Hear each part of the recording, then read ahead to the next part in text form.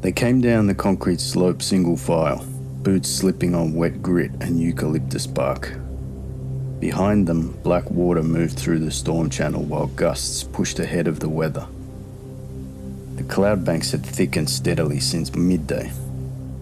Lightning flickered far beyond the western suburbs, buried deep inside the storm front.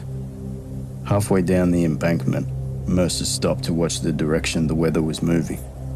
Inland now, he muttered to himself. Eli looked back. The storm had shifted noticeably since morning. After adjusting his pack, Mercer continued downhill. The suburb below felt less abandoned and softened by years of rain and neglect. Weatherboards had swollen around rusted nails. Wet fibro blistered beneath old paint. Gutters sagged beneath compacted leaves, and several ceilings had collapsed entirely. Damp insulation hung through broken windows. Eli searched automatically for smoke, stripped plumbing, hacked switchboards, or paint marks near old supply caches, but the houses remained oddly untouched. "No one's worked this place in years," he said. Mercer gave no response. The silence bothered Eli more the further they walked. No dogs moved through the yards. No birds disturbed the gutters. Along the center of the street, Mercer kept scanning the houses and spaces beneath them. He moved with the same caution other scavengers reserved for intersections. Near a driveway, buried beneath wet leaves, Eli slowed. "Keep pace," Mercer said without turning. "You expecting someone?" Eli asked. Mercer kept walking. "Just keep moving." Somewhere beneath the street, a faint metallic sound traveled through the ground. Eli paused, trying to place it. Before turning away, he caught the brief tightening in Mercer's jaw. Humidity pressed heavily through the suburb, drawing sweat beneath Eli's collar despite the cooling wind. As they passed a two-story brick veneer, Eli glanced toward an upper window darkened behind water stains and hanging curtains. Something about the depth of the interior made him slow instinctively. Mercer noticed at once. "Don't stand near windows," he said. Eli looked over at him. "Why?" "Because you'd light yourself up." Stepping around a fallen branch, Mercer continued downhill without slowing. "And stop looking inside places unless you need to." Further ahead, several upper panes had been removed cleanly from a weatherboard house. Beneath the veranda, crawlspace vents had been widened from the inside. Through collapsed fencing and overgrown bottle brush, Mercer pointed toward the clinic. "There." The clinic sat low behind the vegetation, weather damaged but still standing. Without looking back, Mercer headed toward it as cold gusts of rain moved into the suburb. Above the entrance, the remains of a faded medical cross showed faintly beneath mold stains and river grime. After checking the street once, Mercer crossed the lot first. "Quick," he said, gesturing sharply toward the building. The front sliding doors sat half open beneath warped security shutters, their glass opaque with grime and old water staining. Mercer ignored them and led Eli around the side of the building toward a staff access door recessed beneath a concrete awning. Eli pulled the short crowbar from his waist and forced it into the frame beside the latch, then leaned his weight against it. The swollen seals tore loose with a wet scraping sound before the steel fire door shifted inward. Air drifted out carrying wet plaster, stale antiseptic, and the sour dampness of long-sealed rooms. Mercer followed him inside and pulled the door shut behind them. Most of the windows had been boarded internally, leaving only thin bands of daylight across the rooms.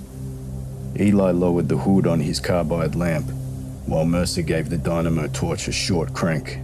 Its beams passed over overturned chairs, warped lino curling near the walls, and ceiling panels bowed from old leaks. "Treatment storage first," Mercer said quietly. "Disinfectants, irrigation stock, anything still sealed." They separated without speaking further. The clinic had already been picked through many times. Cabinets stood open. Drawers hung crooked on rusted runners. Most of the pharmaceuticals had collapsed into swollen packaging or chalky residue inside cracked bottles. Near the rear hallway, Eli searched through an examination room where most of the remaining stock had become useless. Black river silt still marked the lower walls from older flooding. Deeper in one cabinet, he found sutures sealed in wax paper, stainless trays wrapped in cloudy plastic, and a roll of gauze still dry near the center. Behind the lower shelves, several sealed irrigation containers remained wrapped in cloudy plastic. Beside them sat amber bottles packed into molded foam trays. Even beneath the grime, the faded labels remained readable: chlorhexidine concentrate and sterile saline.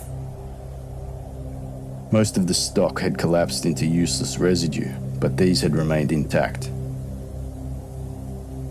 The reference shelves had swollen into fused blocks of paper.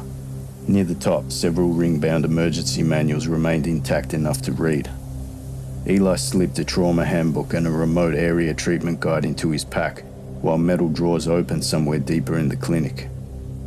Behind the walls, the storm settled into a dull pressure that left smaller sounds unusually clear: dripping water, the scrape of shifting shelves, footsteps moving carefully across warped vinyl flooring. Further along the corridor, several more medical texts remained usable beneath the dust. Eli slid them into his pack, then noticed the buckets beneath the ceiling leaks. 3 plastic containers had been arranged carefully beneath the separate drips. Beside one sat glass jars covered with cloth tied neatly around the rims. Across the nearby counter, repeated arcs had been wiped clean through the grime where hands had rested against the laminate. A narrow path led toward the rear offices. At the end of the hallway, Mercer appeared with a small instrument case tucked beneath one arm. "You done?" he asked. Eli tightened the straps on the pack. "Mostly." Instead of answering, Mercer lowered his attention toward the floor outside the rear offices. Eli followed his gaze. Moisture still darkened the exposed tiles where the grime had recently been disturbed. Bare footprints crossed the corridor toward the rear maintenance hallway, the long narrow toes still sharply defined in the damp surface. Neither of them spoke for a moment. Mercer shifted the rifle strap higher against his shoulder. "We're out. Pack it in," he grunted. Eli glanced once toward the darkened hallway beyond the offices. "You've seen this before?" he asked. Without answering, Mercer backed slowly toward the front rooms, eyes fixed on the tracks. For the first time since entering the suburb, Eli saw something close to unease settle across his face. Thunder rolled somewhere beyond the suburb as Eli closed his bag and followed Mercer toward the reception area. By the time they stepped outside, the weather had turned hard. Rain swept across the street in dense grey bands while overflowing gutters spilled water across the cracked asphalt. A glance toward the sky was enough for Mercer. "Should have turned south," he muttered. They crossed the parking lot quickly. "Stay close," Mercer shouted through the rain. Visibility collapsed block by block as they moved downhill.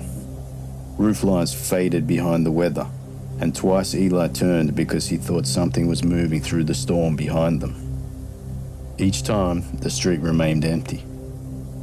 Ahead, a dark row of upper windows passed above them. Without fully realizing it, Eli drifted closer to Mercer and further from the houses. Beyond the next intersection, the channel route showed faintly through the rain. "We move faster from here," Mercer said. Wind pushed through the street hard enough to bend the gums and scatter broken branches across the road. The suburb dissolved again into blurred grey outlines. They moved faster once the rain thickened. Mercer kept glancing toward the sky between the houses where Eli followed through runoff spreading across cracked asphalt and broken storm drains. The storm front had flattened the suburb into blurred roofs and moving grey water. "The channel's another few blocks," Eli said. Mercer didn't respond. Wind pushed through the street hard enough to bend the gums overhead. Water spilled from rusted guttering while branches and fragments of corrugated roofing drifted through the intersections ahead. Beside them, a fence panel tore loose from softened ground and collapsed into the runoff. The next intersection emerged only as shifting outlines through the rain. Parked cars appeared beneath leaf litter and flowing water at the last moment, their wheel wells packed with black silt washed down from high streets. Twice, Eli lost his sense of direction, despite having walked the route earlier that afternoon. Ahead, the road dipped toward the channel route, and both men stopped. Half the intersection had collapsed into the draining infrastructure below. Broken asphalt hung over rusting stormwater, carrying branches and shattered concrete through exposed culverts beneath the street. A power pole leaned across the collapse, with wet wires swaying against one another in the rain. Mercer stared at it without speaking. "The bridge?" Eli asked. Further down, the pedestrian crossing had gone with the retaining wall. Twisted railings projected above the runoff where the channel had broken through the concrete embankment. Every visible route disappeared into rain and unstable ground. "We go around?" "No time." A hollow sound carried faintly through the drainage channels below them. Mercer's jaw tightened. "Not out here." Eli looked at him. "What's that supposed to mean?" Mercer kept watching the streets. "Storm's bringing them up." Neither of them moved. Then somewhere above them, glass broke inside one of the houses. Beneath the remains of a veranda, rainwater dripped steadily from exposed joists, while Eli wiped water from his face and looked back uphill. Through the rain and bottle brush, the clinic cross still showed faintly above the street. Mercer followed his gaze for a moment. "We shelter there till this passes." Dusk was beginning to settle beneath the storm front, flattening the suburb into shadow and rain. They turned back uphill through the weather. In the shifting light, Eli noticed widened crawlspace vents beneath several verandas and dark openings exposed behind collapsed fibro walls. Mercer kept his pace steady toward the clinic. By the time they reached the clinic again, rain was coming sideways through the trees. Mercer pulled the side access door shut behind them while wind pushed spray and loose leaves across the reception tiles. Inside, the building felt darker than before. Water dripped steadily through fresh leaks in the ceiling. Eli set his pack beside the reception counter and wiped rainwater from his face. "You think it'll pass over quick?" For a moment, Mercer only listened, his eyes moving between the entrance and the corridor leading deeper into the clinic. "Doubt it." Beneath the weak glow of the dynamo lantern, Eli unpacked the salvage supplies while Mercer checked the windows without standing directly in front of them. Somewhere beneath the floor, a low metallic shudder traveled through the structure. Both men paused. Faint knocking carried through the walls before fading again. Stormwater moved through pipes deeper in the building, making it difficult for Eli to focus on the supplies in front of him. Further down the corridor, a ceiling panel gave way with a wet crack, spilling brown water and damp insulation across the warped vinyl floor. Mercer glanced upward. "We shouldn't stay near the exterior." A muted scrape followed overhead inside the ceiling space above reception. Eli froze. The sound lasted only a moment before stopping again. The lantern dropped to its dimmest setting in Mercer's hand. Neither of them spoke for several seconds before Mercer finally lifted his pack again. "Lower levels." "Safer." Mercer hesitated before answering. "More stable." Behind the administration offices, warped lino gave way to damp concrete flooring. The maintenance access door downstairs stood partially open, its lower edge darkened from years of water exposure. Cooler air drifted up from below carrying wet concrete, condensation-darkened conduit, and the stale smell of old machine grease. Somewhere beyond the pipework, water dripped steadily into standing runoff. Worn paths cut through the grime along the corridor floor, and dark rub marks lined the corners and support beams from repeated contact over time. Further ahead, cutlery, keys, and bent scraps of oxidized metal hung from wires stretched across the passage. Moving air stirred them gently, producing soft, intermittent clicks. Mercer looked into the darkness ahead. His expression tightened. Quiet now. Water dripped steadily from the overhead pipework while distant impacts carried through the walls. At the next intersection of service corridors, Mercer slowed without fully raising the rifle. The dynamo lamp hung from the straps across his chest, throwing a weak, swinging beam across the wet concrete and condensation-darkened conduit. His hand stayed fixed on the rifle stock and foregrip as though he expected something to break from the dark at any moment. Beside him, Eli kept the carbide lamp lowered near his waist. Its flame caught wire markers stirring faintly in the moving air, keys and bent cutlery clicking softly together. "That's not the storm," Eli whispered. Ahead of them, the darkness remained still. Mercer kept moving through shallow black water and maintenance debris while sounds echoed strangely through the lower levels, returning from different parts of the structure. Near a flooded junction room, the light crossed the ventilation opening overhead. Something pale withdrew soundlessly behind the slats. Eli stopped hard enough to splash black water across the grating. His hand went instinctively to the machete strapped against the side of his pack. The blade came free with a wet rasp. For a moment, he held it uncertainly toward the vent, breathing too fast. Mercer caught his sleeve immediately. "Keep moving. There's something... I know." The words landed harder than Eli expected. Another corridor opened ahead, lined with exposed plumbing and sagging ceiling panels above a maintenance ramp descending further below. Eli kept the machete loose in one hand now, shoulders tight as he followed Mercer deeper into the lower levels. After that, shapes kept appearing at the edge of his vision, brief shifts behind service openings, pale forms withdrawing before he focused on them properly. Every sound made Eli turn. Dripping water, distant impacts, the scrape of his own boots through the runoff. Mercer's pace quickened. Twice he redirected them after brief looks down side corridors, and once the dynamo lamp swinging against his chest vanished beneath his hand when something moved rapidly overhead. "Too close," he muttered. Further on, the corridor widened. Worn tracks curved through damp grime toward openings cut through the lower walls. Behind them, the hanging wire markers began clicking rapidly together. Mercer turned at once. "Move." Concrete dust burst from the wall beside Eli as something struck it hard enough to shake loose soaked plaster fragments. Movement erupted immediately afterward. A vent cover burst outward overhead while water surged from the flooded side trench, and impacts traveled through the walls around them. Mercer shoved Eli forward. Something crossed the corridor ahead of them, crouched low to the ground and pale against the concrete for only an instant before turning toward the maintenance opening beside the trench. Mercer fired. In the muzzle flash, Eli saw wet concrete and oxidized mesh hanging loose beneath the ceiling. The thin body folded backward into the shaft entrance as blood sprayed across the wall beside it. Even before the shot finished echoing, Mercer worked the rifle's lever sharply downward and back up again, the motion fast and automatic.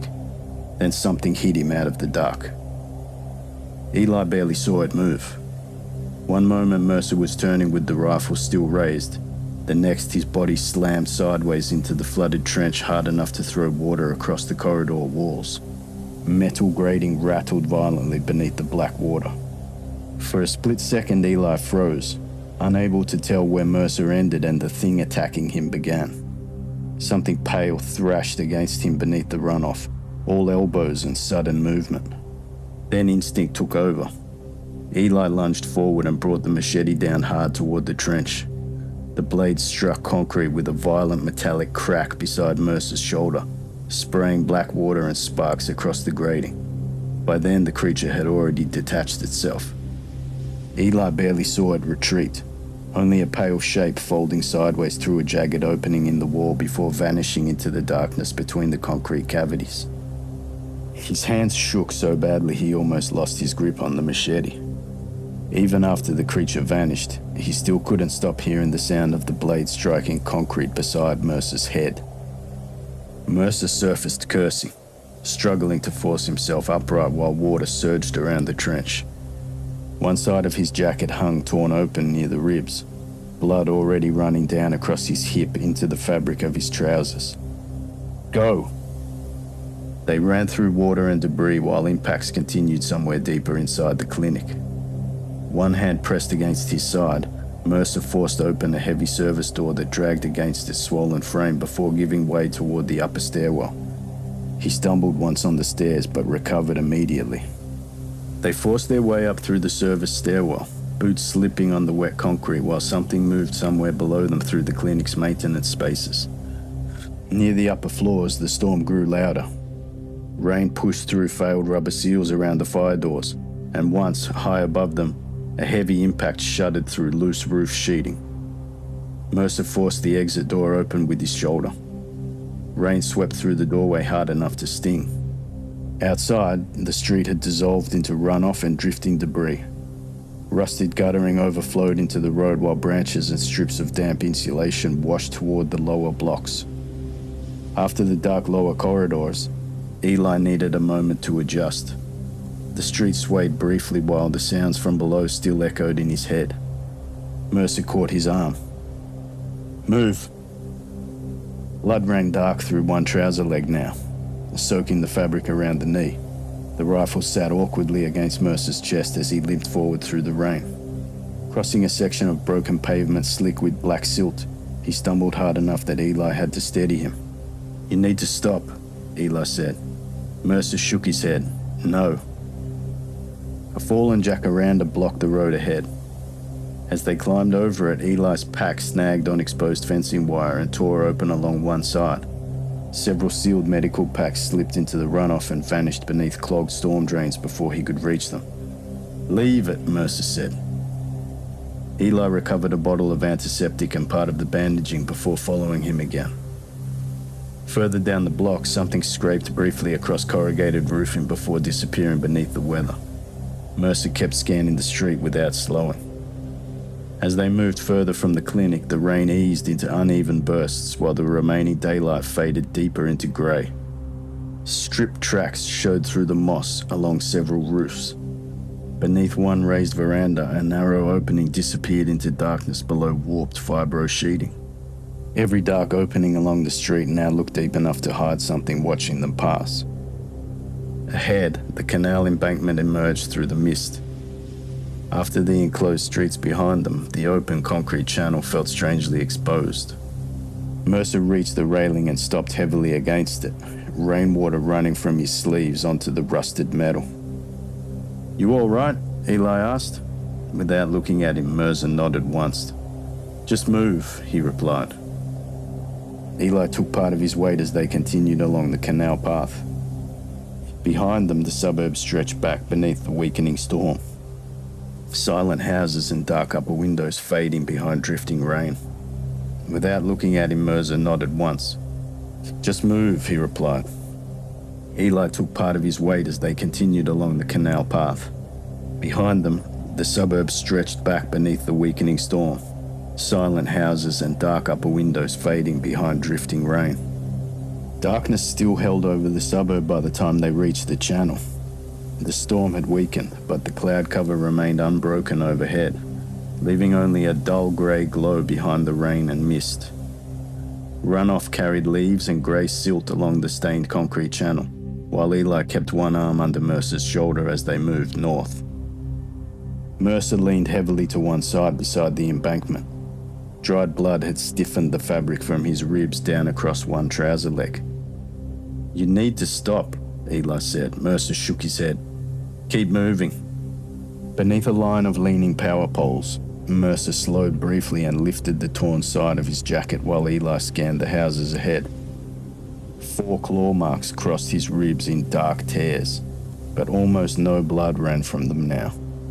The flesh around the wounds had turned pale grey beneath the rainwater, swollen and faintly discoloured like skin left too long underwater.